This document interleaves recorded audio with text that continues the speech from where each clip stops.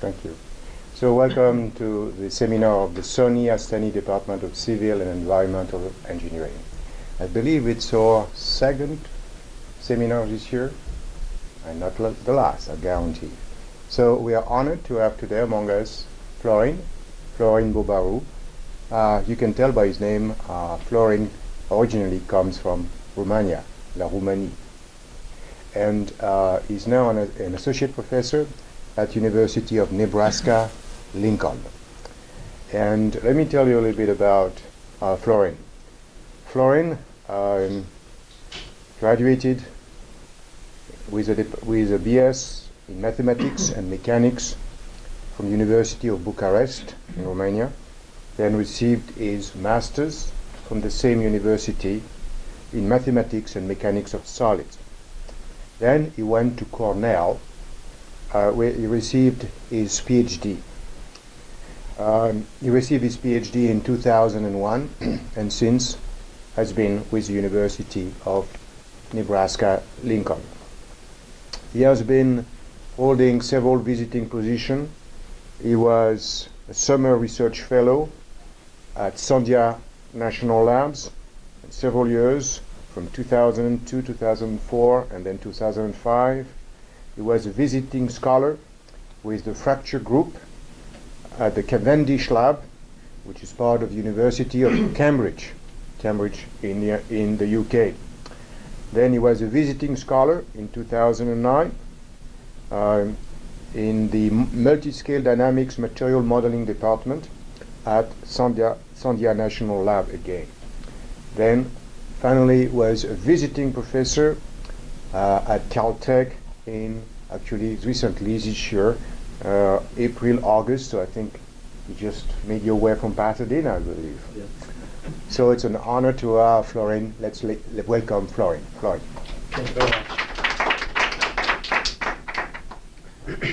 Thank you very much for being here. It's a pleasure for me to be here and present this a research topic I've been working on for a few years now on dynamic fracture in brittle materials. This work has been supported in part by Sandia Army Research Lab and Army Research Office and Boeing. And I would like to thank Stuart Silling from Sandia, Kianian from ARL, Charles Rando from ARL as well, Ralph Antanian from ARO, and Ava Ascari from Boeing for supporting our work. So let me give an overview of what I'll talk about today. First, I'll just give a little brief motivation for looking at these problems of dynamic fracture in brittle materials.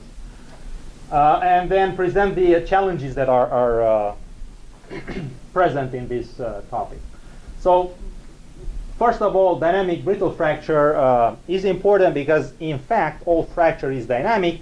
Some of it's a little slow dynamic, so then we can treat it as a quasi-static type fracture, especially if we have ductile materials. But in brittle materials where the plastic work is minimal or close to zero, cracks move really fast and they create waves, or they are influenced by waves, or they're produced by waves. So everything has to be done in a dynamic fashion. And the problem with this, while it's very important to analyze how things break apart, the models that have been proposed so far have not been able to actually predict this phenomenon. So it has been a stumbling block in terms of simulating the actual behavior of materials. And there's several reasons for this. So first of all, the challenge is indeed to predict the progression of this damage as a dynamic process, as these fracture modes that take place in brittle materials interact with each other and result in sometimes shattering of material, a diffuse type of damage, or clear cracks intersecting or branching themselves or coalescing together. One very hard to model situation is the problem of crack branching. When straight cracks reach a certain critical value, they tend to branch into two or more branches. And this has been a difficult problem to actually model the branching of these cracks, predict the propagation behavior of these cracks. Quite recently, there's been a bunch of experiments done on multi-layer glass targets. So this is now a very complicated problem. You have a bunch of glass plates put together, sometimes with a little glue, and you shoot a bullet through it. And they have analyzed this experimentally and noticed various types of damage and fracture patterns in different layers. And there is kind of an open question, can anybody obtain something like this with a model, something like they see in the experiments? It's not been known what determines this type of different cracks taking place, for instance, in these experiments that I mentioned. You can see fan cracks, so branching cracks, dicing cracks, where the cracks are almost like chopped onion spaced together. There's radial cracks, little star asterisk-like features. They call florets, and so on. So a huge variety of cracks. How can we make any sense of what's seen in an experiment? How can we have hope to ever predict such a phenomenon? So the topic is old, and it goes to the Stone Age, in fact. Right? But it was an important development, the use of fracture, I mean, in human civilization. In fact, the Stone Age is based on creating these tools by hitting them impact with a not so brittle rock. You create these conchoidal fracture surfaces this is obsidian. It's a kind of a volcanic glass, and you can create or maybe you can still create this, but they even created these edges for the arrows or axes in the Stone Age, and use them then to, of course, hunt and so on. And therefore, this is, in a way, first example of useful dynamic fracture in brittle materials. This type of fracture and sharp edges you can produce only by impact. So it's a wave propagation dynamic impact that produces this type of surfaces that are called conchoidal. They're not flat. They have a certain seashell-like shape, and allows you to create actually cutting edges nowadays as thin as 3 nanometers, much thinner than surgical steel scalpels. And I've seen some research done recently that if you use this type of blades for surgery, then I think the experiments were done in rats, but the healing process is actually faster than if you do it with the steel scalpels. So an old problem, and yet also of recent interest, for instance, in hydraulic fracturing. If you want to access more of these pockets where you have natural gas deposits in the rock under high pressure, so you have a dynamic, of course, more complicated by the pressure, temperature phenomena there, but you crack the rock in a dynamic way, and this is again another example of how this hard rock crack. And the goal here is to induce unstable crack growth so that you can spread these crack fronts and push them to access more gas results. Now there's, of course, the dangerous part of dynamic brittle fracture, the ones you want to avoid. This is a picture of the new, finally flying, and I think the first one was just delivered to the Japanese airlines, 787, and more than 50% by weight is composite, fiber reinforced composite. And these materials do behave when they break. Hopefully they don't, but when they do, in a kind of unpredictable type of patterns of combined modes of delamination, fiber debonding, matrix cracking, and so on. So it's a complex problem, and you want to be able to hopefully model this phenomena for bird impact on your fuselage or hail and so on. Other types of costly fracture, of course, the highways cracks, and these are produced by dynamic loads. Every big truck just hitting a little bump in the road, then you induce a dynamic load, then influenced, of course, by the temperature load and the pressure from water infiltration. And you can have biological applications of brittle fracture, cracks in your foundation of the house due to, again, dynamic loading, like earthquakes. In a sense, these faults in the earth crust can be modeled. In fact, Phoebus Rosakis at Caltech, right, is doing these to model shear friction between these faults as a crack propagation. So it's clear that dynamic brittle fracture covers or ranges from the nanoscale to the scale of the Earth, in fact. And the open problems, there's a list of them, I think the top 10 list of open problems in dynamic fracture in this review paper in JMPS, Journal of Mechanics and Physics of Solids, in 2005. And I just wrote one from there. It was not clear when should one use maybe a quantum level model, a Newtonian atomistic model, or a continuum mechanics model for being able to predict dynamic brittle fracture. Currently, individually, none of these do a good job. I'll show you what continuum mechanics is not able to do. Atomistic models are limited to a very small region you can compute, and these problems are affected by the waves that even move to the boundaries of your structure. So you have to model basically the entire airplane if you want to see how that crack will evolve. And that's not yet possible, and probably it will take a while before that's possible with the atomistic model. And not to talk about quantum mechanics, that's even farther away. And of course, there has been a lot of talk about multi-scale models. Maybe we can do a continuum and then around the crack tip do an atomistic model. These attempts have not been successful, unfortunately, and there's reasons that I will try to mention later for that. And Song and Belichko, they have a review paper where they mentioned that probably we need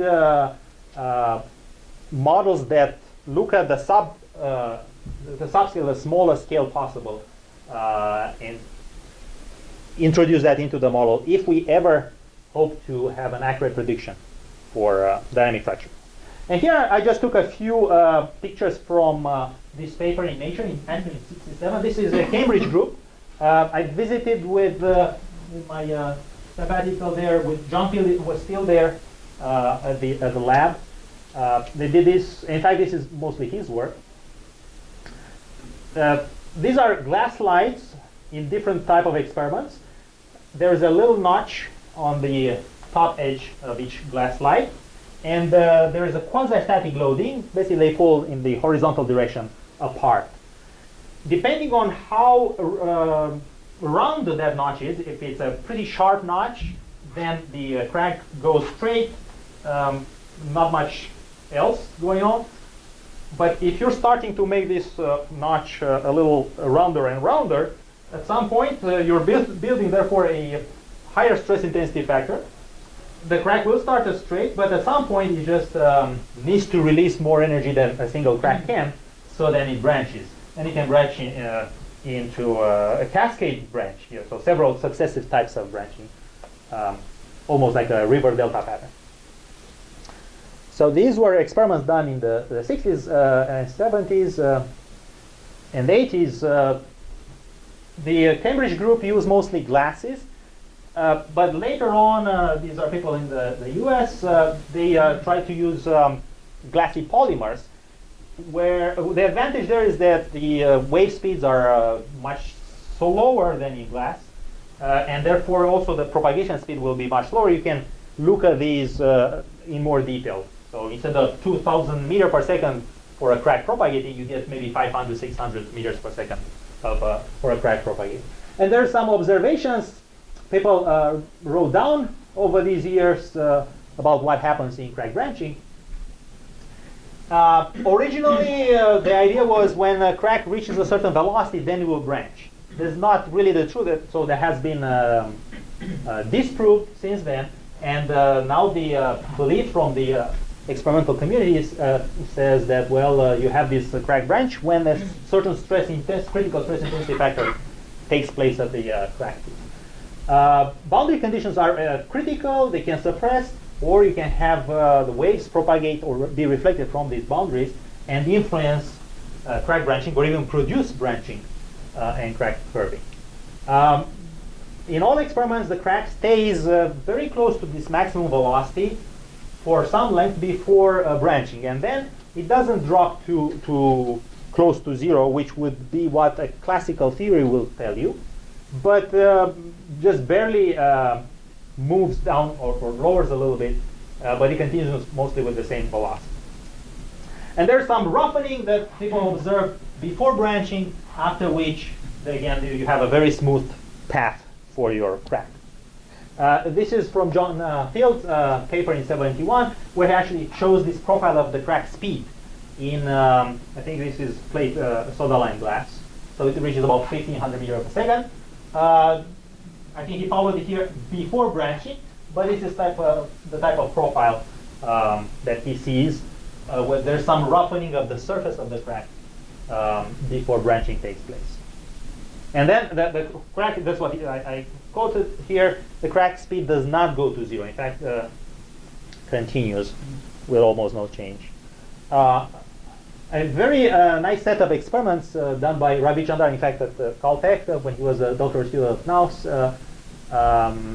They published those in '85.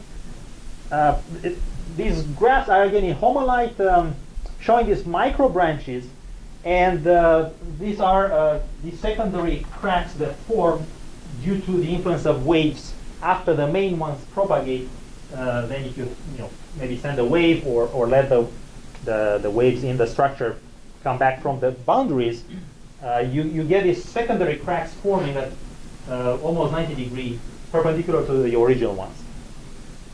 And this idea of microcracking being in fact the phenomenon of dynamic fracture and branching is now kind of settled from an experimental point of view. Now people understand that you don't have a single crack that just splits into two. You have a bunch of little cracks in this highly stressed area where there's a high stress intensity factor, and these little micro cracks coalesce into this process zone, and for some reason then you split into two main cracks that they follow through. And after the branching, the process zone gets reduced compared to just before branch.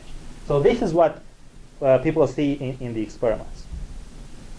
And I try to summarize that here a little bit, but let me, for the sake of time, go over it. Let me just focus on this sentence here. So the crack, when a crack reaches a critical stage, and that will be macroscopically a critical stress intensity factor, it will split into two or more branches, each propagating with about the same speed as before, but with a much reduced process zone. So this region of micro cracks in front of the crack tip is now reduced, and the branches move away.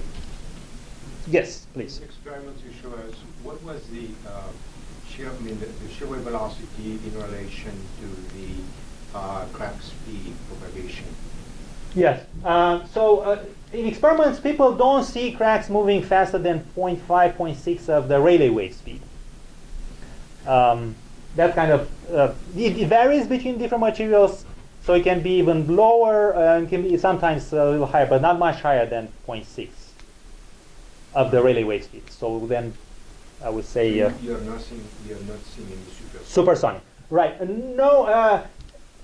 Iris Rozakis, right? They have these experiments where they see supersonic, but I think those are between weak interfaces. So you have to have some weak plane where the crack can move faster than the bulk modulus of the. If you have a isotropic, uniform, homogeneous material, that's probably not going to happen. Because we have seen, so maybe there's some skeg here. of the simulation are showing supersonic crack propagation. In other words, you can see propagation faster than actually the wave can propagate. Is that in a homogeneous material? It's actually some simulation for the shakeout exercise. They are pure simulations. It's along a fault. It's an fault, yes. Yes, so then you have a weakening. Yes, then you can get it. Yeah, we can also get in this one in a polycrystal. We did some simulations in a polycrystal, so you have different weaker planes between crystals, so you can propagate faster than the bulk material. Yes, but if you have a homogeneous isotropic, we don't see it. Yeah, and I think that's what the Caltech group as well. They do experiments and they see it, but along fault lines, weaker planes. Yes. In terms of modeling this crack branching issue, the atomistic models, a bunch of them before 2000, they actually show that in cracks in a crystalline material actually resemble the cracks in non-crystalline materials. Then lattice dynamics models show that there's a range of inaccessible velocities for your crack, and that's not observing experiments. The cracks don't jump from one speed to another one. They, it can go fast or race fast, but there's no velocity that you cannot reach between certain minimum and maximum. Sort of finite element-based methods, so continuum mechanics models based on element deletion, cohesive zone models, and then those introduced in XAPM by Belichko groups. All of the results I've seen, they actually require you to change the fracture energy of the material to get in line more or less with the observed propagation velocities. And that's fitting is not just by maybe modifying that fracture energy a little bit, but by a significant factor. So I think in one paper they have to multiply the fracture energy or divide it by a factor of 6 to get in the range of what's observed. And then on top of this, you have these difficulties with grid refinement. You may not get mesh convergence. And you have to introduce all sorts of ad hoc criteria for telling the crack when to branch or what to do at every time. So that's where peridynamics comes in. And I took this from Stuart Silling's webpage. He's the one who wrote this I think very seminal paper now in 2000, where he reformulated the classical continuum mechanics to make it easier for us to deal with discontinuities. I'll just go very briefly over this. These are the classical continuum mechanics dynamic equations, and the problem in treating fracture comes from this term, which is a spatial derivative of the stresses. And once you get these stresses to a crack form, then you have to figure out what do you mean by this spatial derivative over a discontinuity of the displacement. So rather than doing this, he thought, well, let's use an integral term over a certain region around every point I'm integrating, and this integral should be of a force per unit volume squared in this particular case, so that the units match, and it should depend, or why not, on the relative position of these points, x and x prime, and the relative displacement of them. It's a very natural thing to do. And then you can introduce a what would be called a microelastic material, parallel to the elastic material. It can be linear or non-linear. You can introduce a damage criterion for that. Sorry yes. to ask for those who are not familiar with this. You have a deformation gradient here in the expression. Usually the stress is a function of deformation gradient F, Yeah. right? Right. So the other expression also is kind of an extended deformation gradient? Or? Has no deformation gradient. So in fact, we're not using gradients at all. So just use finite differences between, in a way, between the displacements. Okay. Yeah. So I'm not forming, and that in fact allows the freedom to treat cracks because I don't take spatial derivatives. That's right. Good. And that allows me to integration. It's it doesn't matter how bad this is, I can integrate as bad as functional. Differentiation is not so kind with that respect. And then you want to link this model, which tells you, well, how stiff is this connection between points in certain region, and when should that bond break, let's say. Yeah.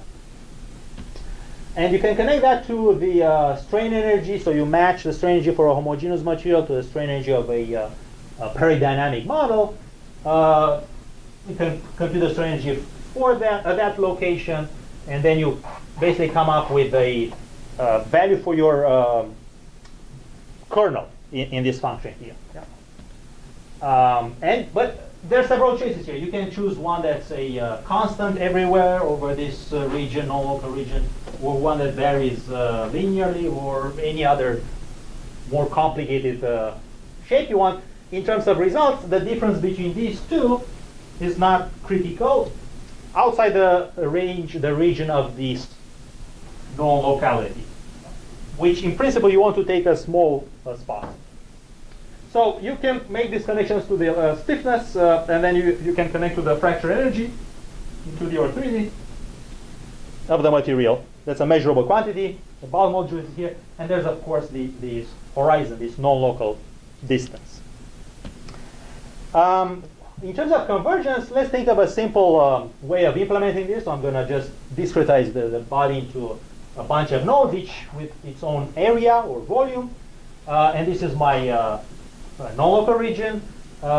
We call this type of convergence M convergence. So M is the ratio between my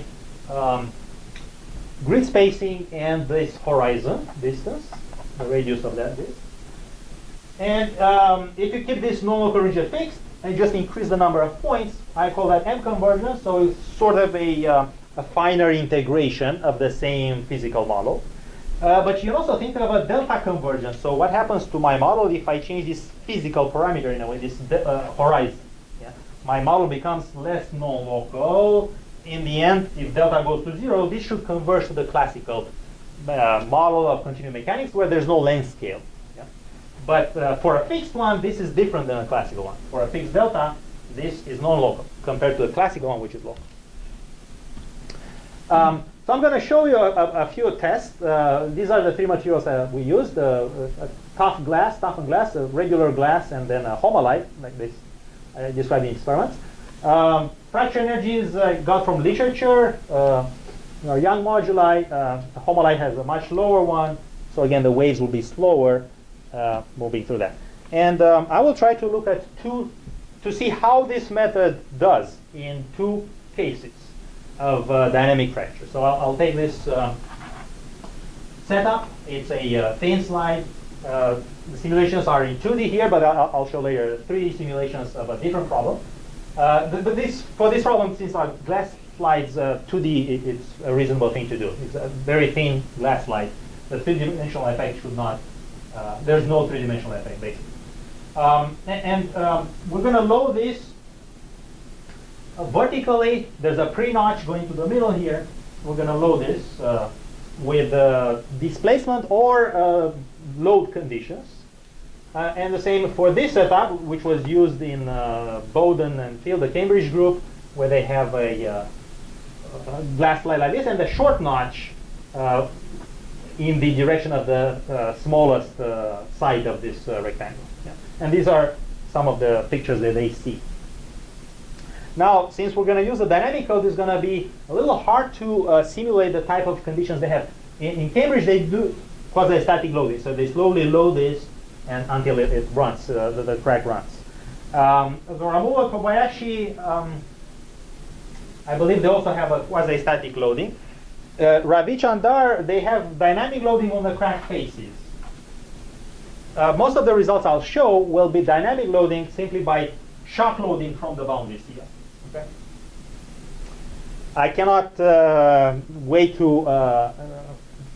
for the solution of a quasi-static loading, because it will just take forever to ramp this load to that magnitude required for the crack to grow. So we just simply produce a sudden loading and then we'll let it go. So this is how, these are pictures of peridynamic results in terms of refining the grid size, but for a fixed horizon size. 3 millimeter, this was a 10 centimeter by 4 centimeter slide. And what you see here, these colors represent the damage. How do we measure damage? If you imagine yourself at a point here, and there's all these bonds with the neighbors. And at some point, one of them will basically stretch beyond its critical value. And that's when it will pop. It will just release, will carry no load anymore.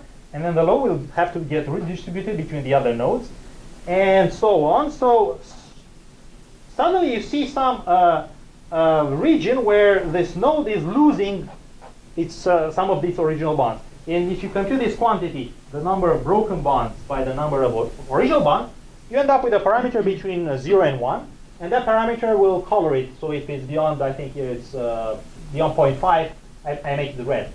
And if you see a red line like this, it's a clear indication that's a cracked surface. So I don't need to track the crack with any type of level set method, or I just look at this damage map, which can be computed simply every time at every location, and that's going to tell me if I have a diffuse damage or a kind of a localized damage like this. Okay? So that's how what these plots mean. And these results show that this path stays the same under this delta M convergence. But then the question is, what if you reduce this horizon, this non-local region? So of course, the damage region also reduces. You get a finer crack, let's say, yeah? Because you get this finer and finer localization. But the path stays the same. And this is, again, this delta convergence. So here I keep the number of nodes inside the horizon for no matter how large the horizon is, about the same. So this one will also have a lot more nodes than this one, which has a larger horizon. Besides a much smaller horizon, but also much smaller grid space, so that the number of nodes inside the horizon stays about the same. And so you see that you do get convergence of these lines, yeah? Even though it gets finer and finer, as it should. Question? I looked at when you compute the wave velocity in your new continuum at the attenuation of the waves, and see how this contributes to stabilizing and regularizing your problems. Because of the non-local effect, you will have more dispersion than you would have in a continuum. Right. And how does it affect the regularization of the problem? We didn't look much into that. I don't think it has a big role in playing in that. But I cannot tell for sure since we didn't look at it. Yeah. That's a good point. So here's how damage evolves. This kind of single crack that starts providing this straight, you get it to thicken a little bit. And at some point, we'll see in the movies, maybe the influence of the waves, it gets thicker and thicker, and it just finds an easy way to just split into two. And this is exactly what the experimentals basically decided, that you have this branching take place, and after that you have a much reduced process zone. So this is the process zone that I thought, and this is for each individual branch, it gets thinner. You get back to a mirror kind of looking fracture surface compared to the rougher before branch. And this is how branching evolves in peridynamics as well. Even though we don't tell anything about the microstructure, what's the polymeric amorphous state at that stage. So this is a isotropic macroscopic material that I'm using. But the way it evolves, it mimics quite well what they see in experiments. And this is the crack speed. And that's an important thing to look at. Are you getting the right crack speed? What I'm used so far in the input data is just the stiffness of the material, the fracture energy of the material, and the boundary conditions, but nothing else. So I have no criterion for branching or for a dynamic, how fast should this crack run. They just run as fast as they need to run. And these are, under this convergence business, this is what we get. The branching takes place around this time. This is measured value, the maximum seen in a fracture experiment where they see branching. So it's about 1500 in a soda lime glass. And we're getting very near that. And also the speed after branching stays pretty high, as seen in experiments. But you're showing fluctuation of your speed, right? Fluctuations, right. Let me, yes, why are those? And that's exactly what this, or maybe not this, but the next movies will show. This should, okay. That's just the damage taking place in soda lime or in Duran. There's a little variation between their crack path. So here I just looked at different materials. These two are not that different in terms of the wave speeds if you compute it, because they have slightly different densities and slightly different stiffnesses, but it's kind of moving in the opposite direction. So overall the wave speeds are about the same, and that's one reason for which we see these things. Now if I try this other setup, then I said I have a short notch and still shock loaded from the sides, the angle of branching it's quite different than this is wider angle, this is much smaller angle, and also we're looking at the velocities. The velocities now reach 2,000 meters per second, which is incidentally the one measure for the Duran glass. So in Duran glass, the quasi-static measurements of the crack speed was 2,000. In soda lime was 1,500. And we got soda lime for 1,500 for that setup. But then when we went to this other one, both the Duran, the tougher glass, and the soda lime actually run with 2,000. So that was a little puzzling. And my answer right now is for this is that is the difference of the dynamic loading versus the quasi-static loading. I have no proof from experiments so far on this, so we'll have to see if they confirm that or not. But I'll hope to show you evidence that that's the case. All of these cracks, or rather, in the previous case, the speed here is in a way slowed down because of the waves. I'll show you a movie which shows that there's waves coming back from the boundaries and slowing you down as the crack propagates. Whereas in this case, because the waves from the boundary have to travel longer, this branching almost takes place a little bit before a lot of waves come back to hit you in front and slow you down. So that's why this one runs faster under the shock loading. You can have crack arrest and cascading branching. This is again for the same type of amount of loading I'm applying, but if it's a different material, things may here this arrest simply because of a wave that comes from the boundary. This is a strain energy map, so it kind of shows how much strain energy density I have at every location, and there's a shading of or a incoming wave, stress wave from the boundary that hits this propagating crack, lowers its stress intensity factor, so it arrests. Whereas in this case, this continues to branch because the wave comes at a different angle, since the wave propagation are slightly different. So by the time it comes back, I'm already a little at an angle, but it does influence the crack path by curving it. So everything is in the waves. The dynamic loading. What I'm showing here is vertical velocity for a low control, like I showed you before, and a slightly different loading. So the first one, I just applied a shock load, and the red means positive velocity upward, negative velocity is blue, and you see the branching. Whereas here, if I apply a velocity, so I don't have a load control, which will in the end open up this asymmetrical inner rate, right? Because I have low control. Whereas here, I move this with a certain velocity at all times. The angle of branching, you see, changes. Let me play it again. And what's at play here is I lost my here. These interaction waves from the boundaries. Here's the crack tip as it advances. At some point, it splits, and that's your branching, and the same above. So there's all these waves interacting with each other that either slow you down, in this case, or let you move a little faster, depending on how they impact you. And this is this velocity control that we basically assign like this. The initial condition is from top to bottom.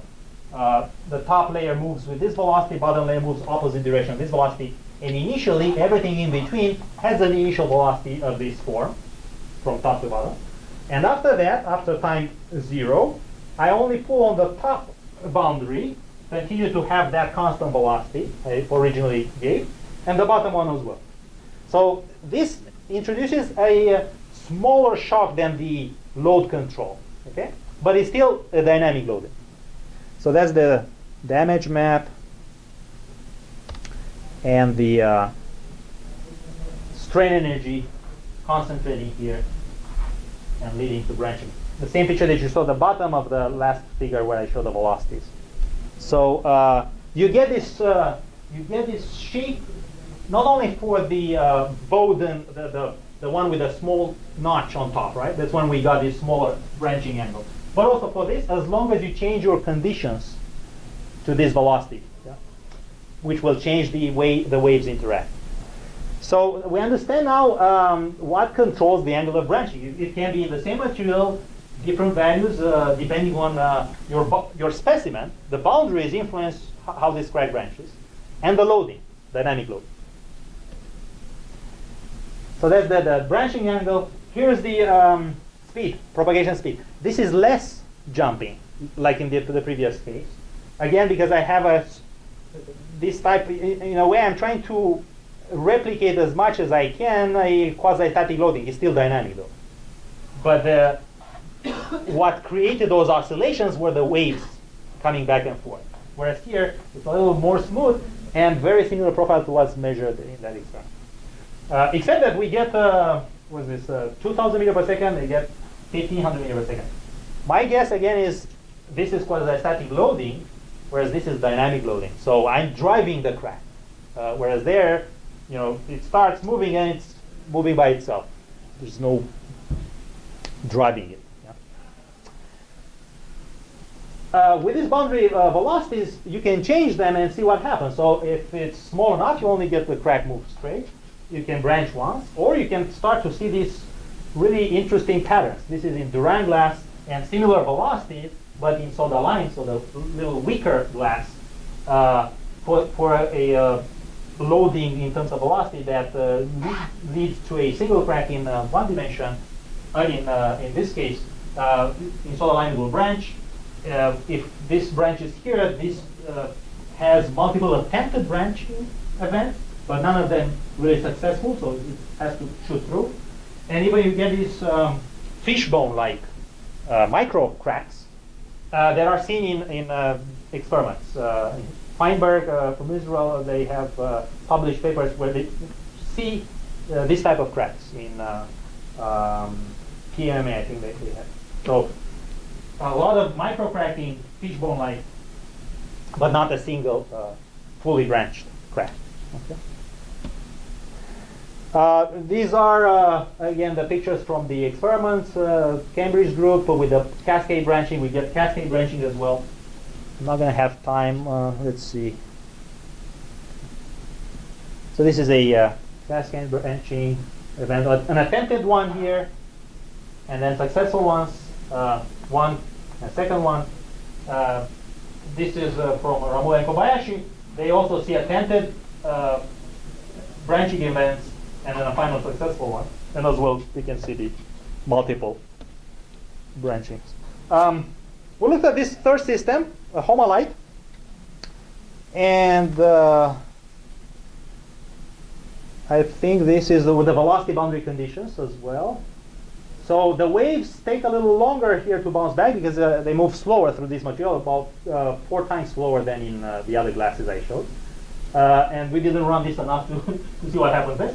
But same phenomenon. Thickening of the process zone before branching, and then subsequently followed by a reduction of that process zone after branching. And we looked at the speed.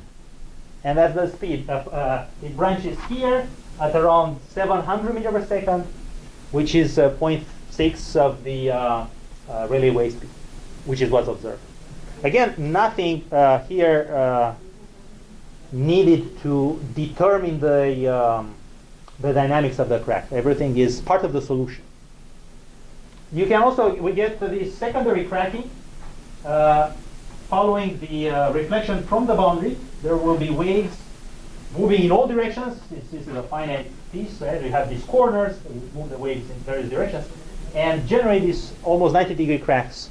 I think I have, so this is again a simulation, experiments, and the same process is for an impact on a glass. You hit here, you'll first get these radial cracks, and then because of the waves coming back from your boundary and meeting the already fractured surfaces, you create these circumferential cracks at almost 90 degrees.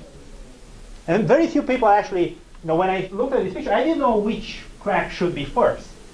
And very few people actually say, well, from experiments, yes, you can figure out because, well, it's not a full circle here. It's kind of a chalk circle. So maybe those ones came in later.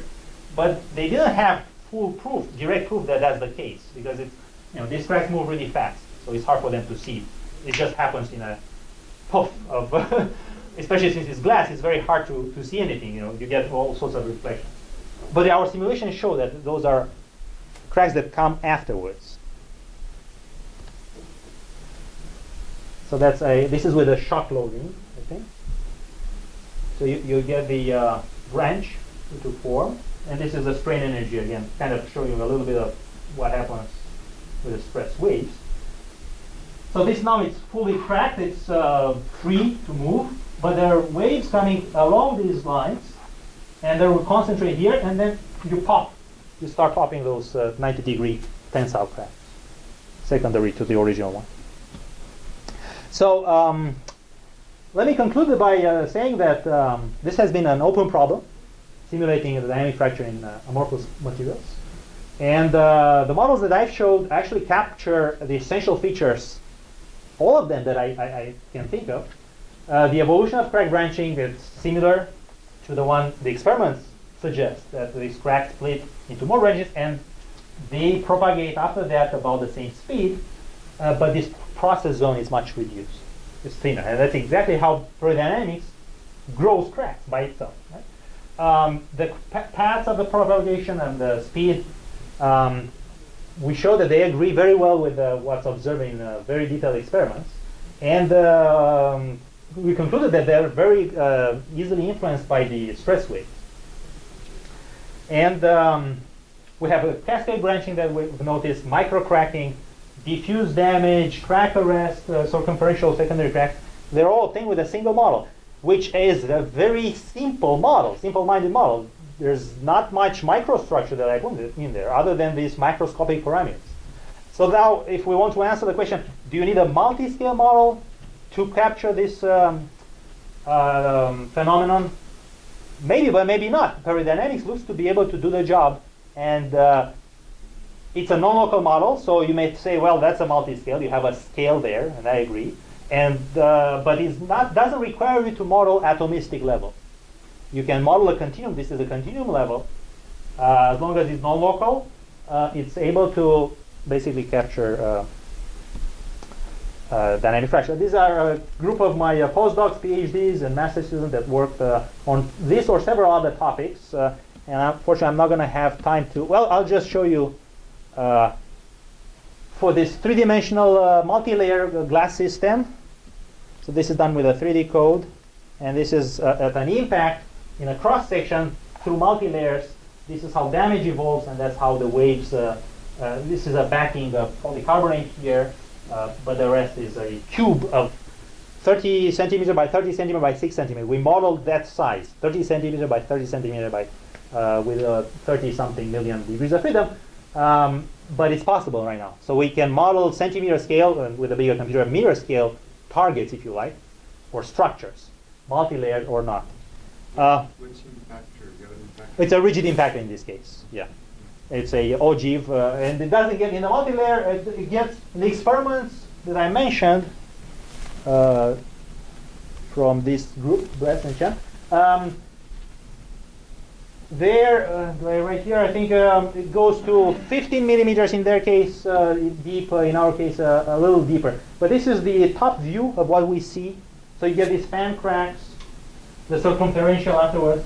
And there's the first layer on the top and the bottom. This is the top and the bottom of the first layer. So a bunch of different behavior. This is how their schematic is from what they see. So there's the crater, the bundle crack, these fan cracks, and then this branching away, yeah, and then the circumferential ones.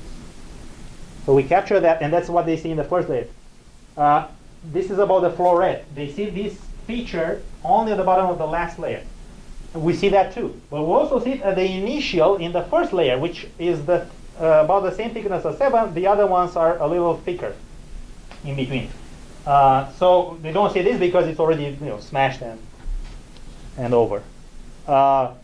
Second layer, this is the last layer. Sorry, the second layer. They see the second layer a region of needle cracks. They say we see a region of very diffuse damage. Those needle cracks are really, we don't have the resolution to get individual cracks like that. But this may be representative of what exactly they see there. And then in the this is the region with the needle crack. And then they also see these major faults. They say at the end they form through these inner layers. They call those, I took a picture from their paper, quadrant cracks. And they see this in their inner layers. So layer by layer we get these features of a full-scale experiment.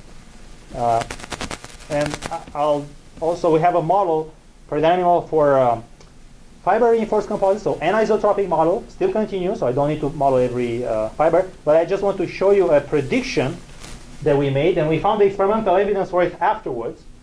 This is a 90-degree fiber lamina. So I have fibers in this direction, and I have a pre-notch right here, like this. I don't have the movie here, but if you're interested, I can show you that. And we're pulling horizontally, shock load. So this should go straight, yeah, because the fibers are like this, so I should just kind of debond in reality between the fibers and the matrix.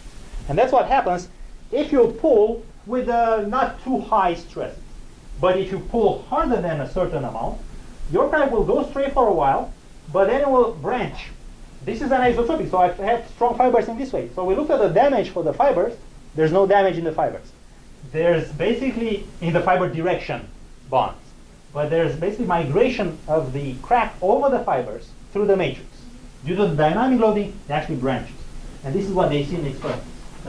Similar type of setting. So in one case, you just see the splitting cracks. If you load higher, you get matrix cracks. They look at the fibers, no damage in the fibers. And we see that as well.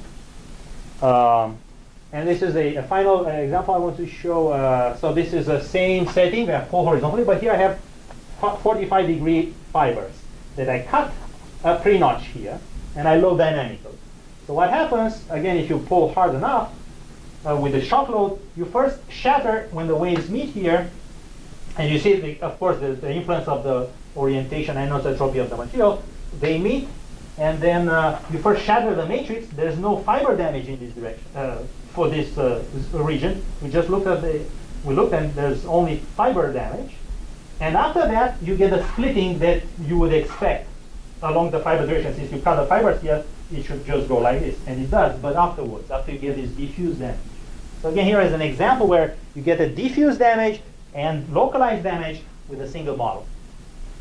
And so I think I should stop here. But I will take any questions you might have. I want to mention that we also have a model for heat flow. So we can do heat flow in fracture media. Something like this. So if you have hot part here, cold, and then a crack grows, maybe intersects, then we can model that as well. Well, let me stop here. Thank you very much for your attention. Any questions? I'm going to have a quick question if you allow me. How do you compare this peridynamics with the non-local traditional theories, like such as the one developed by Bazant, which use some kind of a kernel to kind of introduce a land scale in the problem. So is this only on the discontinuity level that you have a difference? What would be the major difference? Yeah, the major difference. I think all of these methods have at some level, they will have some commonality. But what's different in peridynamics compared to other non-local methods is that what I've seen from other non-local methods, they normally try to average strains over a certain region. And stresses, right? Whereas here, you don't even introduce them. Everything is in terms of location and displacements. So I don't have to compute these derivatives. As I said, I don't need to compute the deformation gradient.